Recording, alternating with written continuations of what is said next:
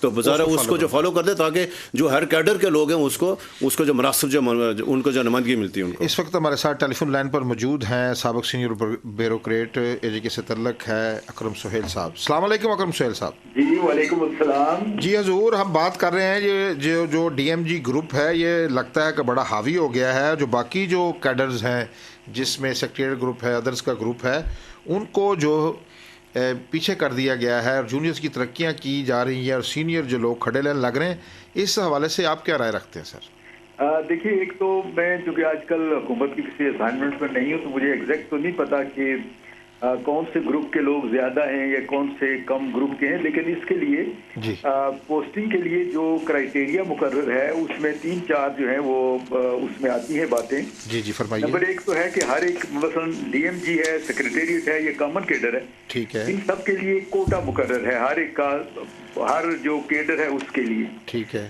उसमें अगर फर्ज किया किसी ग्रुप के लोगों को अगर वो समझते हैं कि हमारा कोटा जो है वो उसकी वायलेशन की गई है तो वो बिल्कुल प्राइम मिनिस्टर साहब के साथ जो है वो उनको जो जाकर अपनी प्रेजेंटेशन कर सकते हैं, ठीक है। दूसरी चीज है कि आपने बात की है हमारे भाई राजा कफील साहब ने कि जी कुछ लोग जिनकी लेंथ ऑफ सर्विस पूरी नहीं है वो भी आगे प्रमोट हो गए, ठीक है। ये भी चूंकि हर सर्विस के लिए, हर अगली पोस्ट के लिए, प्रमोशन के लिए लेंथ ऑफ सर्विस भी है, ठीक है। और साथ उसके तीसरी चीज है कि आगे उसी डिपार्टमेंट की जिसके लिए पोस्ट वो मुख्तस की गई है उसमें पोस्ट वेकेंट भी हो, ठीक है। तो ये तीनों जो कोटा है, लेंथ ऑफ सर्विस है और पोस्ट वेकेंट, अगर ये तीनों चीजें क्राइटेरिया पूरा नहीं होता है और किसी आदमी को प्रमोट कर दिया जाता है तो बिल्कुल ये प्राइम मिनिस्टर साहब के पास रिव्यू की इख्तियार हासिल है, और जो लोग समझते हैं कि हमें हमारे जो राइट्स हैं वो वायलेट किए गए हैं और हमारा हक किसी दूसरे को दे दिया गया है तो वो प्राइम मिनिस्टर साहब को रिव्यू करें, उनको एप्लीकेशन दें और उस पर प्राइम मिनिस्टर साहब बिल्कुल ये कानून में लिखा हुआ है कि वो समाप्त करेंगे और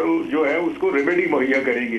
तो मेरे ख्याल में अगर जो लोग ये कर रहे हैं कि उनके हकूक को जो है वो वायलेट किया गया है, वो बिल्कुल उसके लिए जो कानूनी तरीका है वो वज़ीर आज़म साहब के पास, और बल्कि अब तो ये भी है कि आप बरह रास्त जो है वो कोर्ट को भी अप्रोच कर सकते हैं।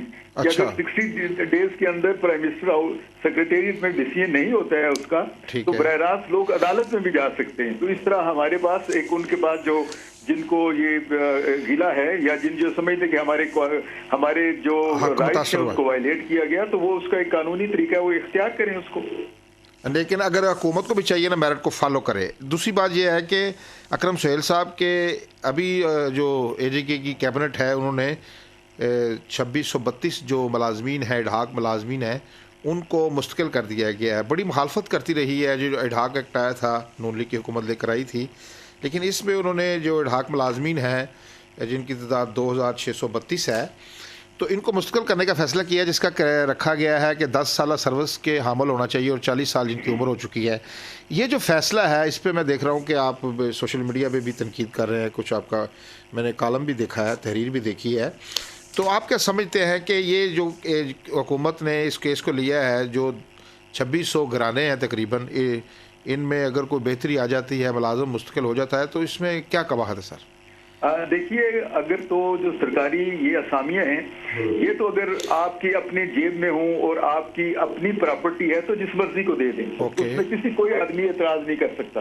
लेकिन अगर ये सरकारी असामियाँ हैं तो फिर सरकारी असामियों के लिए 3 मैं आपको देता हूँ इसका रेफरेंस। एक कॉन्स्टिट्यूशन है हमारा जो आज़ाद जम्मू और कश्मीर इंटरिम कॉन्स्टिट्यूशन 1974 है, इसका आर्टिकल 15 है जिसमें इक्वालिटी ऑफ स्टेट सब्जेक्ट लिखा गया है कि हर स्टेट सब्जेक्ट बंदा उसके साथ इक्वल सलूक किया जाएगा।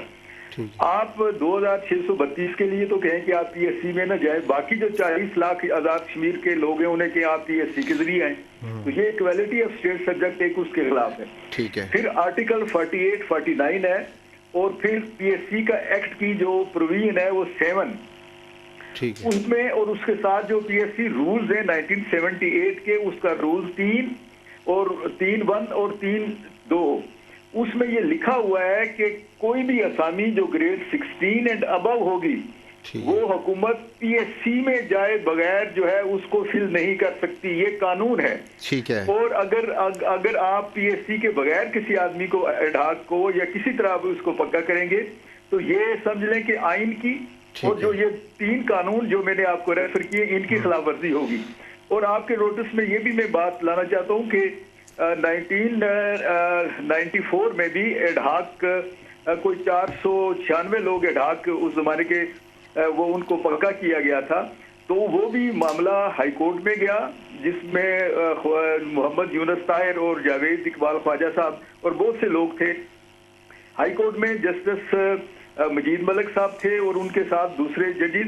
तो उन्होंने इस कानून को जो उन्होंने एडहाक को पक्का किया था उस जमाने को, इसको unconstitutional, equality of state subject, justice और कानून की खिलाफवर्जी करते हुए उन तमाम लोगों को एडहाक एक्ट को मनसूख कर दिया था। फिर ये मामला जो है सुप्रीम कोर्ट में चला गया।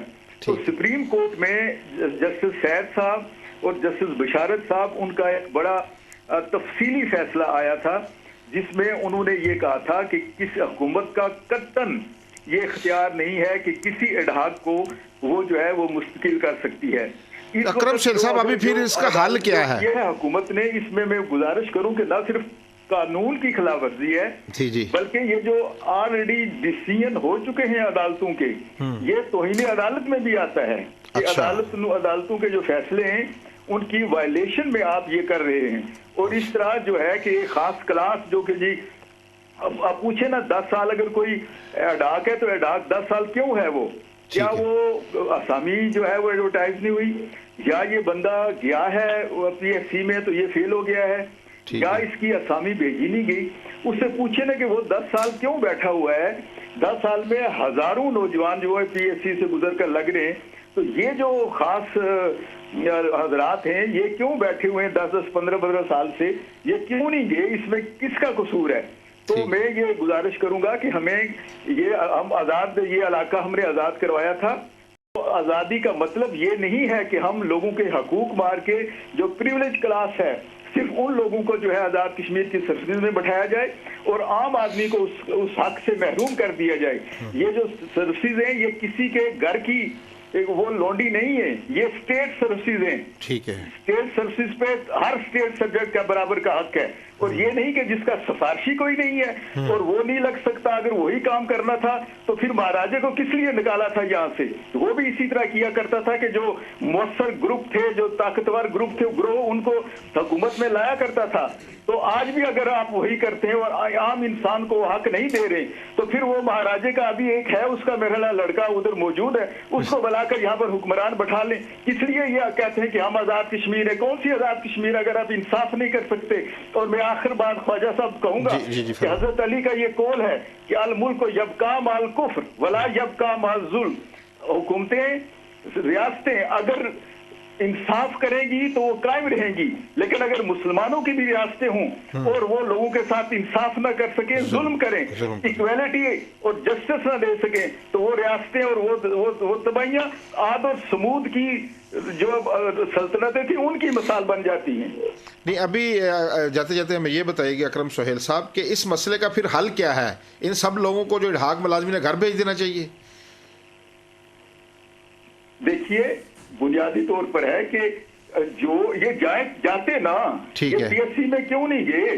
ठीक है, ये PSC में जाते 10-15 साल में कौन सी पोस्ट एडवर्टाइज नहीं हुई है और जिसका इम्तिहान नहीं हुआ है?